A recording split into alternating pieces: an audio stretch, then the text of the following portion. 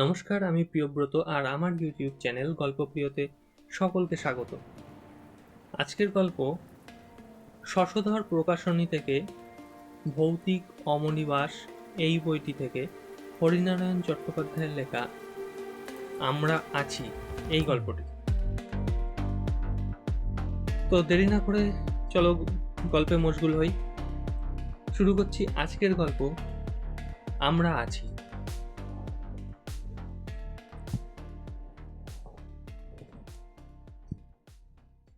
ছেলেবেলা থেকে আমার ভূত খোঁজার নেশা। যখনই পোড়ো বাড়ির খোঁজ পেয়েছি, যেটা ভূতেদের আস্তানা, সব কাজ ফেলে সেখানে গিয়ে হাজির হয়েছি। গুরুজনদের হাজার নিষেধ সত্ত্বেও রাত কাটিয়েছি সেখানে, কিন্তু ভূতের সন্ধান পাইনি। কতবার যে শ্মশানে ঘুরেছি তার ঠিক ঠিকানা নেই। অমাবস্যার রাতে কুকুর শিয়ালের আগুন জ্বলা চোখ দেখেছি। এলোমেলো বাতাসে মরার খুলি থেকে অদ্ভুত শব্দ বের হয়েছে, তাও শুনেছি, ভয় পাইনি। সব দেখে শুনে একটা ব্যাপারে নিশ্চিত হয়েছি যে ভূত নেই। ভূতের কাহিনী মানুষের কল্পনা। যারা বলেছেন সচক্ষে ভূত দেখেছেন, তারা নিছক চোখের ভুলের শিকার হয়েছেন। সভা সমিতিতে বন্ধু বান্ধবদের আসরে সরবে ঘোষণা করেছে, যে যাই বলুক ভূত টুত নেই। ব্ল্যাঞ্চেট একটা নিছক ধাপ্পাবাজি। ঠিক এমনই সময়ে চিঠি এলো। চিঠিটা লিখেছে শৈলেন, আমার কলেজের অন্তরঙ্গ বন্ধু শৈলেন দাস। শৈলেনও আমার মতন বিশ্বাস করত ভূত নেই। ভূতের নিবাস মানুষের অলস মস্তিষ্কের এক কোণে। চিঠিটা খুব ছোট, মাত্র লাইন দুয়েকের। যদি ভূত দেখতে চাও অবিলম্বে ঘাটশিলায় আমার কাছে চলে এসো, শৈলেন। শৈলেনের সঙ্গে কলেজ ছাড়ার পর আর বিশেষ দেখা হয়নি। অন্য বন্ধুদের কাছে শুনেছিলাম সে আমলকি আর হরিতকির ব্যবসা করে। ঝাড়গ্রাম না ঘাটশিলা কোথায় রয়েছে। চিঠি পেয়ে বুঝলাম শৈলেন ঘাটশিলায় রয়েছে। হয়তো ভূত টুত সব বাজে কথা। আমাকে তার কাছে নিয়ে যাবার জন্য ভূতের অবতারণা করেছে। জানে এমন করে লিখলে আমি না গিয়ে পারবো না। কলেজে অধ্যাপনার কাজ, বছরের মধ্যে ছুটিই বেশি। পূজা পার্বণ, গরমের ছুটি তো আছেই, এছাড়া অন্যান্য উপলক্ষে কলেজ প্রায় বন্ধ থাকে। ঠিক করলাম দিন সাতেকের ছুটি নিয়ে ঘাটশিলায় চলে যাব। পূজা কেটে গেছে, বাতাসে শীতের মিশেল। এ সময় ঘাটশিলার জল বাতাস ভালো, কড়া শীত পড়েনি। ভূতের সন্ধান না পাই স্বাস্থ্যটা ফিরিয়ে আনতে পারবো। যে কথা সেই কাজ। সুটকেস আর বিছানা নিয়ে হাওড়া স্টেশনে গিয়ে হাজির হলাম। ট্রেন ছাড়ার দেরি আছে। কামরার এক কোণে মালপত্র রেখে একটা পত্রিকা কিনে বেঞ্চের উপর বসলাম। একটা গল্পের লাইন দুয়েক পড়েছি। হঠাৎ পরিচিত কণ্ঠে চমকে উঠলাম। আরে কি খবর? মুখ তুলে অবাক হলাম। সামনে দাঁড়িয়ে শৈলেন, বগলে খবরের কাগজ, হাতে রঙিন ব্যাগ। খবর আর কি, ভূত দেখবার জন্য তুই তো নেমন্তন্ন করেছিলি। ভূতের উল্লেখে শৈলেনের মুখটা ম্লান হয়ে গেল, দু চোখে আতঙ্কের ছায়া। সে চুপচাপ দাঁড়িয়ে রইল দূরে। কিরে, কথা বল। কি বলবো, ব্যাপারটা আমিও ঠিক বুঝতে পারছি না। তোর কথা মনে হলো তাই তোকে চিঠি লিখলাম। ভালোই করেছিস। ভূত যদি না পাই তোর ঘাড়ে চেপে 7টা দিন তো খেয়ে আসি। শৈলেন বলল, চল, এবার ট্রেন ছাড়বার সময় হয়েছে। তুই তো কোন কামরায় উঠেছিস? আঙুল দিয়ে কামরাটা দেখিয়ে দিলাম। দুজনে উঠে পাশাপাশি বসলাম। ট্রেন ছাড়তে আমি জিজ্ঞেস করলাম, কি ব্যাপার বলতো? তুই তো 7 জন্মে ভূত বিশ্বাস করতিস না, ঠিক আমার মতন। কি দেখলি? স্পষ্ট দেখলাম শৈলেনের কপালে বিন্দু বিন্দু ঘাম জমে উঠল, গালের পেশিগুলো কেঁপে উঠল থরথরিয়ে। সে মৃদু কণ্ঠে বলল, হঠাৎ বাতি বন্ধ হয়ে যেত, একটিল হাওয়া নেই, দরজা জানলাগুলো নিজের ইচ্ছে মতো খুলছে আর বন্ধ হচ্ছে। পাশের ঘরে খুটখাট শব্দ, গিয়ে দেখি কেউ কোথাও নেই। এক ব্যাপার, যারাই ভূতের উপদ্রবের কথা বলেছে তারা সবাই ঠিক এই একই কাহিনী শুনিয়েছে। এই হঠাৎ বাতি নিভে যাওয়া, আচমকা জানলা দরজা খুলে যাওয়া। সেসব ঘরে রাতের পর রাত কাটিয়েছি, কিছুই দেখতে পাইনি। পাশের ঘরের খুটখাট শব্দ ইঁদুরের জন্য, বেড়াল আমদানি করতেই সেসব থেমে গেছে। লাইনের গোলমালের জন্য বাতি হঠাৎ ফিউজ হয়ে গেছে। তাই হাসতে হাসতে বললাম, এসব ব্যাপারে তুইও ভয় পেয়ে গেলি শৈলেন? এর মধ্যে ভূত এলো কোথা থেকে? শৈলেন আমার একটা হাত চেপে ধরে ভয়ার্থ কণ্ঠে বলল, ওসব কথা থাক ভাই, অন্য কথা বল, যা দেখবার গিয়েই দেখবি। কাজেই অন্য কথা পারলাম, শৈলেনের ব্যবসার কথা।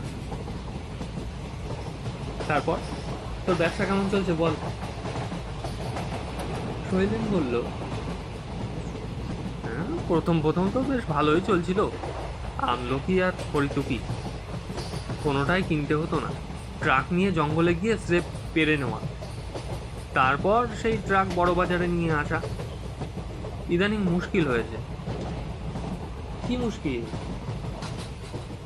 যারা সব জঙ্গলে ইজারা নিয়েছে তারা জঙ্গলে ঢুকতে দিচ্ছে না। আমলকি হরিতকি চালান তারাই করছে, কিনতে গেলে এমন দর হাঁকাচ্ছে যে আমার পোষায় না। তাহলে কি করবি? দেখি, ভাবছি অন্য ব্যবসা করব। কি ব্যবসা? ঠিক করিনি, তুই চল, দুজনে বসে ঠিক করা যাবে। তবে ঘাট সেলাই আর নয়। কেন? না ভাই, ঘাট সেলাই আর থাকবো না, থাকতে পারবো না, অন্য কোথাও যেতে হবে। তারপর আর বিশেষ কথা হলো না, দুজনে দুখানা পত্রিকা নিয়ে ব্যস্ত হয়ে পড়লাম। খেয়াল হলো খড়গপুর স্টেশন আসতে। শৈলেন বলল, তুই বস, আমি আমি খাবারের চেষ্টা দেখি। শৈলেন নেমে যেতে কামরার চারিদিকে নজর দিলাম। ভিড়ে আমার চিরকালের ভয়। এই ভিড়ের ভয়ে বাইরে বের হওয়া প্রায় ছেড়েই দিয়েছি। ঘাটশিলা চলেছি তাই প্রথম শ্রেণীতে, কিন্তু প্রথম শ্রেণী একেবারে খালি নয়। 4 জনের জায়গায় 6 জন বসেছি। সকলের টিকিট আছে কিনা কে জানে, আজকাল তো টিকিট না করাই রেওয়াজ হয়ে দাঁড়িয়েছে। বাইরে দৃষ্টি দিলাম, খড়গপুর স্টেশন বদলায়নি। খড়গপুরে এসেছিলাম বছর 5 আগে।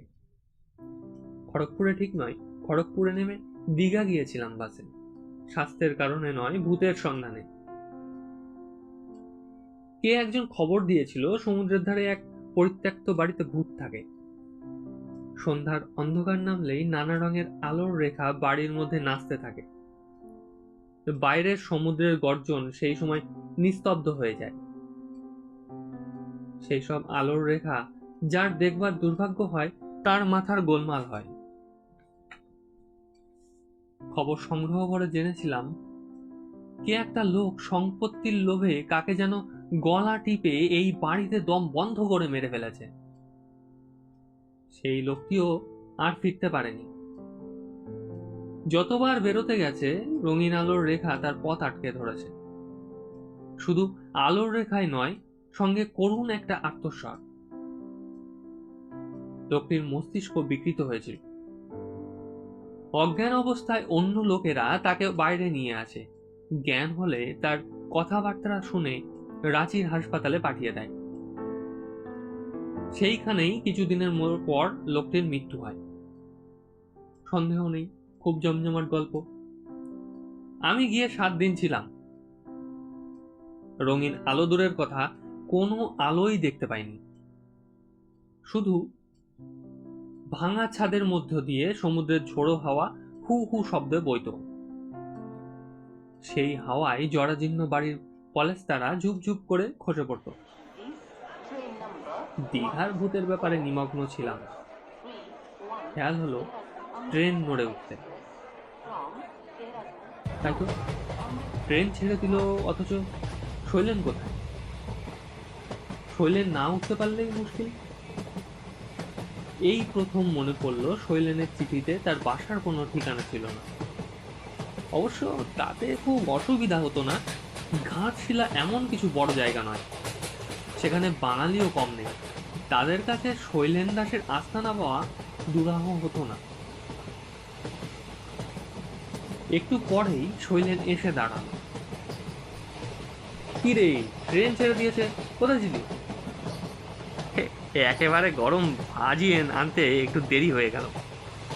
ছুটতে ছুটতে হাতল ধরেছি, নে খা। শৈলেন প্রচুর গরম লুচি এনেছে, লুচি আর তরকারি। খাওয়ার পর ভরপেটে বেশ একটু ঢুলুনি এলো। যখন চোখ খুললাম তখন ট্রেন ঘাটশিলা স্টেশনে ঢুকছে। বেশ লম্বা ঘুমিয়েছি। চোখ চেয়ে দেখলাম পাশে শৈলেন নেই। বগলে বিছানার হাতে সুটকেস ঝুলিয়ে তৈরি হয়ে নিলাম। একটু এগোতেই দেখলাম শৈলেন দরজার কাছে দাঁড়িয়ে আছে। স্টেশনে নামা গেল। বেশ কনকনে বাতাস বইছে, পাহাড়ি ঠান্ডা। স্টেশনের বাইরে আসার পর শৈলেন বলল, তুমি এখানে দাঁড়াও, আমি একটা সাইকেল রিক্সা ডেকে নিয়ে আসি। এখান থেকে বেশ দূর, রক্ষিণী দেবীর মন্দিরের কাছে আমার ডেরা।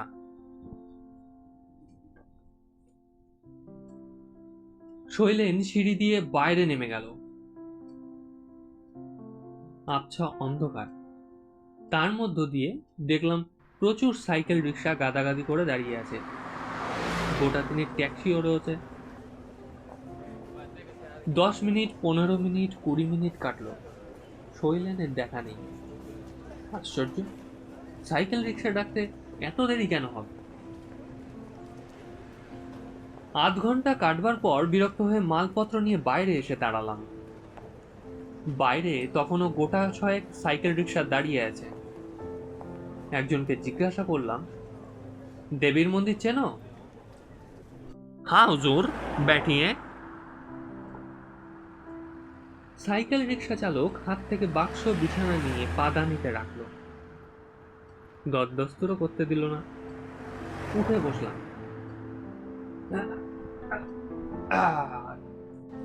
চলো। শৈলেনের অদ্ভুত আচরণের কোনো অর্থ খুঁজে পেলাম না। এ ধরনের রসিকতা অভদ্র জনচিত, দেখা হলে সেটা বলে দেব।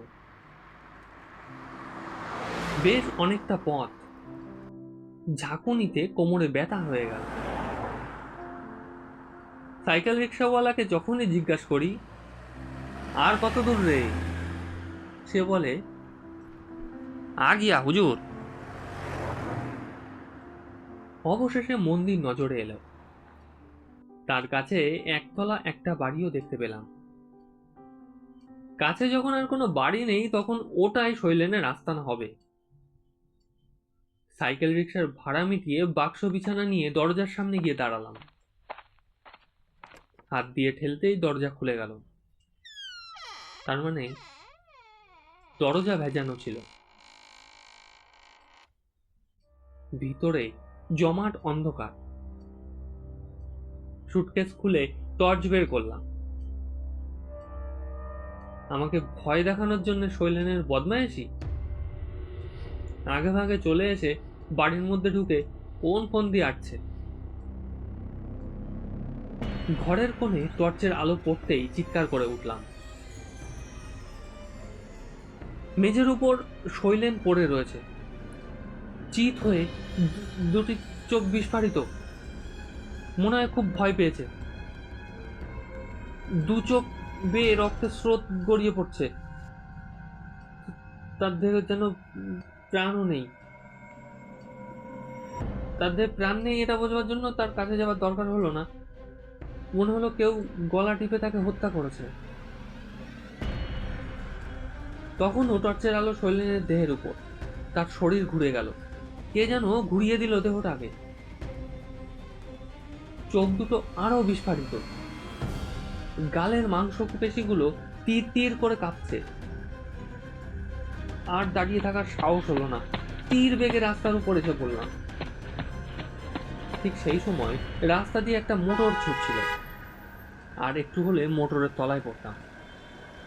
চালক তীব্র হাতে মোটর থামিয়ে জিজ্ঞাসা করলো, এ কি পাগলের মতো ছুটছেন, চাপা পড়তেন যে। জ্ঞান শূন্য হয়ে কেন ছুটছিলাম চালককে বললাম। ভদ্রলোক বাঙালি, গলায় স্টেথোস্কোপ দেখে মনে হলো ডাক্তার। ডাক্তার সব শুনে বলল, কি বলছেন আপনি? শৈলেন বাবু তো আজ দিন 10 হলো মারা গেছেন, রহস্যজনকভাবে মৃত্যু, গলা টিপে কারা যেন মেরে রেখে গেছে। চোর ডাকাত? ডাক্তার মাথা নাড়ল। না না, পয়সা করি সব ঠিক ছিল, জিনিসপত্র একটু এদিক ওদিকও হয়নি। বাড়িটার খুব বদনাম আছে, এর আগেও 2জন এভাবে মারা গেছেন। কিন্তু আপনি দেখলেন কি করে? পুলিশ তো কবে এসে দরজায় তালা দিয়ে গেছে। বললাম, কই না তো, দরজা তো খোলা। চলুন তো দেখি। টর্চের আলো ফেলতেই চমকে উঠল। এ কি? দরজায় বিরাট আকারের দুটো তালা। ডাক্তার এ নিয়ে আর কিছু জিজ্ঞাসা করল, শুধু বলল, স্টেশনে যাবেন তো? চলুন, আমি ওই দিকে যাব। রাস্তায় একটি কথাও হলো না, কোনো কথা বলবার মতন মনের অবস্থা আমার ছিল না। শৈলেনের বিভৎস দু চোখের দৃষ্টি আমাকে মুখ করে ফেলেছিল। প্ল্যাটফর্মে বেঞ্চের উপর বসলাম। জানি আমার কথা কেউ বিশ্বাস করবে না, যে লোকটা 10 দিন আগে মারা গেছে সে হাওড়া থেকে ঘাটশিলা পর্যন্ত আমার সঙ্গে এসেছে নিজের মৃতদেহ দেখাবার জন্য। এমন আজগুবি কথা কে বিশ্বাস করবে? দরজায় তালা আটকানো, মৃতদেহ কবে স্থানান্তরিত হয়ে গেছে, অথচ টর্চের আলোয় শৈলেনের সেই বিভৎস রূপ কি করে দেখলাম? ঠান্ডা কনকনে হাওয়া কানের পাশে মৃদু কণ্ঠ, আমরা আছি, আমরা আছি, অবিশ্বাস করো না। অবিকল শৈলেনের গলা।